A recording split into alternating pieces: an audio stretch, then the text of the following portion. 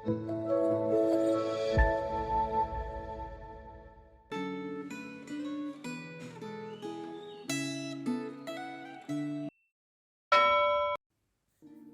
Bapak Ibu Saudara, hari ini kita akan belajar firman Tuhan dengan tema Pedang Roh untuk melaksanakan misi. Sebelum kita merenungkan firman Tuhan, mari kita berdoa. Kami mengucap syukur Tuhan untuk kasih setiamu, untuk penyertaan-mu, untuk kebaikan-mu yang terus kami rasakan di dalam kehidupan kami. Dan kami juga mengucap syukur untuk hari ini kami masih diberikan kesempatan untuk bisa merenungkan firman-mu. Kiranya Engkau yang menolong setiap kami, agar kami dapat mengerti apa yang ingin Kau sampaikan bagi setiap kami. Terima kasih Tuhan, hanya di dalam nama Tuhan Yesus Kristus kami berdoa. Amin. Firman Tuhan hari ini terambil dari Lukas 22 ayat 47 sampai 53. Demikian firman Tuhan. Waktu Yesus masih berbicara, datanglah serombongan orang.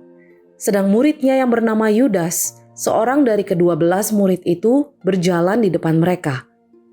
Yudas mendekati Yesus untuk menciumnya. Maka kata Yesus kepadanya, "Hai Yudas, engkau menyerahkan anak manusia dengan ciuman?" Ketika mereka yang bersama-sama dengan Yesus melihat apa yang akan terjadi, berkatalah mereka, "Tuhan, mestikah kami menyerang mereka dengan pedang?" Dan seorang dari mereka menyerang hamba imam besar sehingga putus telinga kanannya. Tetapi Yesus berkata, "Sudahlah itu." Lalu ia menjamah telinga orang itu dan menyembuhkannya.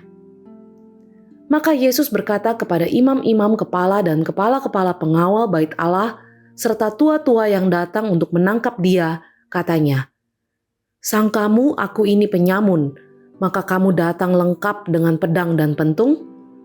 Padahal tiap-tiap hari aku ada di tengah-tengah kamu, di dalam bait Allah, dan kamu tidak menangkap aku. Tetapi inilah saat kamu, dan inilah kuasa kegelapan itu." Bapak Ibu, ciuman adalah tanda persahabatan atau tanda kasih sayang. Akan tetapi dalam bacaan Alkitab hari ini, ternyata Yudas memakai ciuman sebagai tanda pengkhianatan. Tindakan Yudas mencium Tuhan Yesus menunjukkan bahwa Tuhan Yesus memperlakukan murid-muridnya sebagai sahabat. Akan tetapi, Yudas memakai ciuman sebagai kode bagi para petugas keamanan bait Allah bahwa orang yang ia cium adalah orang yang harus mereka tangkap. Ciuman ini merupakan awal dimulainya keadaan yang sulit dan berbahaya bagi para murid. Sebelumnya, saat masih bersama sang guru yang selalu melindungi, mereka aman dan berkecukupan. Menjelang penangkapan, Yesus Kristus bersabda, "Namun sekarang ini, siapa yang mempunyai pundi-pundi, hendaklah ia membawanya. Demikian juga yang mempunyai kantong perbekalan. Siapa yang tidak mempunyai pedang, hendaklah ia menjual jubahnya dan membelinya." Saat Yesus Kristus ditangkap, para murid seperti orang buta yang kehilangan pegangan dan harus meraba-raba. Salah seorang murid yang membawa pedang secara spontan menyerang seorang hamba imam besar dan memotong telinga kanannya. Akan tetapi, Tuhan Yesus memerintahkan agar penyerangan itu dihentikan. Bahkan ia menyembuhkan telinga orang itu.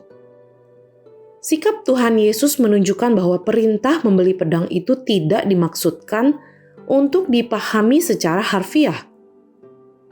Bila pembelian pedang dimaksudkan untuk menghadapi para perampok, 2 pedang tidak cukup untuk melawan segerombolan perampok.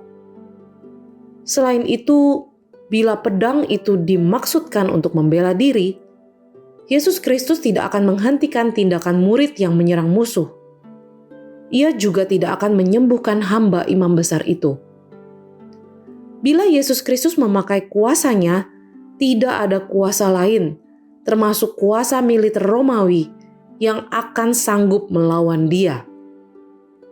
Ingatlah bahwa Yesus Kristus datang ke dunia ini untuk menyelamatkan orang berdosa, bukan untuk meraih kekuasaan atau mengusir pemerintah Romawi yang menjajah bangsa Yahudi.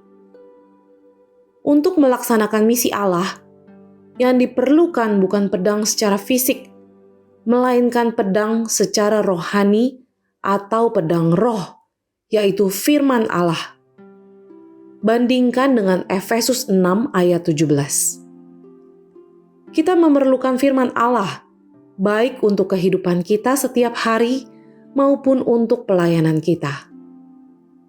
Bapak Ibu Saudara, apakah Anda sudah ikut melaksanakan misi memberitakan Injil kepada orang yang belum percaya, serta memuridkan orang yang sudah percaya kepada Yesus Kristus?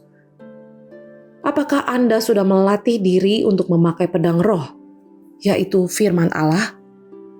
Mari kita berdoa. Tuhan, kami bersyukur firman-Mu boleh diberitakan bagi setiap kami. Kiranya Engkau yang terus memperlengkapi kami, sehingga kami dapat melaksanakan misi Allah, yaitu memberitakan Injil-Mu di dalam kehidupan kami sehari-hari dan bahkan di dalam pelayanan kami. Tolong kami, Roh Kudus.